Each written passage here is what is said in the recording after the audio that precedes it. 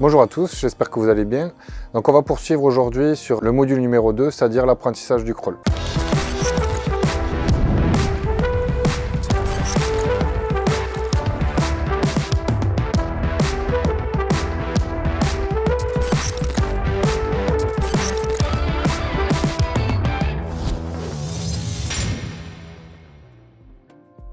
Comme on l'a vu la fois précédente, l'objectif, ça va vraiment être de réussir à inspirer. Ça, c'est vraiment la chose la plus importante que je trouve au début dans l'apprentissage, sans dégrader son équilibre.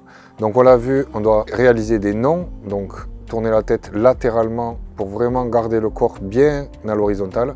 À partir du moment où on va avoir un nageur qui va avoir tendance à continuer à lever le menton et à regarder devant soi, ce qui est un réflexe humain, de regarder devant soi pour prendre des repères visuels, malheureusement pour lui, son équilibre va se dégrader puisque son corps va se positionner à l'oblique. Donc l'objectif, c'est vraiment de réussir à inspirer latéralement sans dégrader l'équilibre du corps. Même chose, ça c'est ce qu'on voit dans les livres et ce qu'on peut dire aussi aux apprentis nageurs, c'est que quand ils vont devoir inspirer, ils vont devoir chercher à garder un œil dans l'eau et un œil hors de l'eau. Si on a des nageurs qui vont avoir tendance à tourner la tête de manière trop importante, quitte à regarder le plafond, là on va avoir un autre type de déséquilibre, ça s'appelle le tangage, et donc là en fait on va avoir le corps qui va se déséquilibrer non pas de manière frontale, mais de manière latérale. Donc on va reprendre les exercices que l'on avait vus précédemment, c'est-à-dire réaliser des battements avec les deux mains collées aux cuisses sur le ventre, expirer l'intégralité de l'air que l'on a dans ses poumons et ensuite inspirer latéralement. Donc vraiment tourner la tête légèrement sur le côté, puis inspirer et ensuite expirer l'air qu'on a dans l'eau, faire des bulles et ensuite inspirer de l'autre côté. Donc une fois que l'on aura fait réaliser ces différentes longueurs avec les deux mains collées aux cuisses et en inspirant une fois à droite après avoir expiré et une fois à gauche, on va lui demander de faire le même exercice, mais cette fois-ci la consigne ça va être de réussir à n'inspirer que 8 fois sur la longueur. Donc ça va être à lui de réussir à moduler son débit expiratoire en donc mobilisant les 3 orifices dont on lui aura fait prendre conscience, c'est-à-dire le nez pour expirer, la bouche ou la gorge. Et c'est en choisissant l'orifice privilégié pour réussir à répondre à la commande qu'il devra donc réussir à n'inspirer que 8 fois sur toute la longueur. Donc pour ce troisième exercice, on va continuer sur la même réalisation d'exercice, c'est-à-dire les deux mains collées aux cuisses, réaliser des battements. Mais cette fois-ci, on va demander au nageur de n'inspirer que 6 fois au lieu de 8. D'accord ?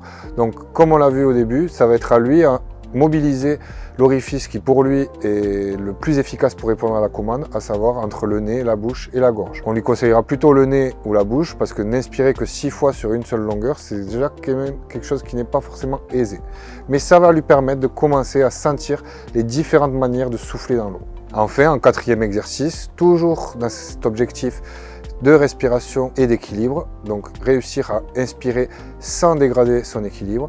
On va lui demander cette fois-ci sur une longueur de n'inspirer que 4 fois. Donc même chose, là on lui conseillera plutôt d'expirer par le nez de manière diffuse et de continuer à taper des pieds de manière continue. C'est ce qui est assez difficile pour les enfants d'un âge inférieur, on va dire à 10 ans, parce qu'en fait on va lui demander de dissocier différentes choses. Ses battements doivent être continus et ses jambes doivent être donc actives en permanence, mais réussir en même temps à contrôler sa respiration et à n'expirer que de manière diffuse. Une fois que ces exercices de respiration et d'équilibre auront été correctement réalisés, on pourra passer ensuite à la propulsion. Donc on va rajouter sur la réalisation des exercices que l'on vient de réaliser, la rotation des bras.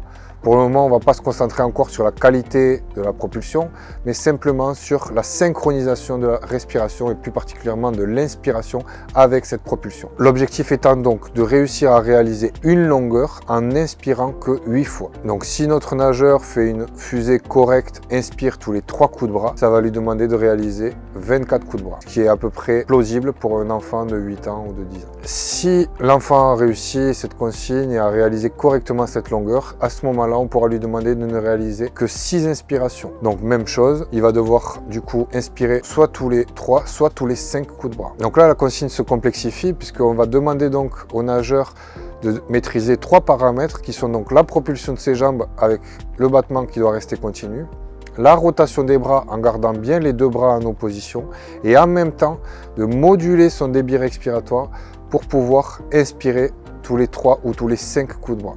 Donc c'est une consigne qui est assez difficile quand même pour un début d'apprentissage du crawl, mais qui portera ses fruits à la longue, parce que s'il arrive simplement à faire ce petit exercice en sachant moduler son débit expiratoire, eh bien, je vous garantis que par la suite, il arrivera à nager correctement le crawl sur plusieurs longueurs sans trop se fatiguer. Voilà pour cette deuxième grande leçon. Donc vous voyez que la diversité des exercices n'est pas extrême, mais par contre, on va vraiment s'attacher à la qualité de la réalisation, c'est-à-dire vraiment à garder la rotation de la tête de manière latérale, à réussir à avoir un battement continu et des bras en opposition qui ne s'arrêtent jamais, tout en intégrant la respiration dans cette rotation de bras.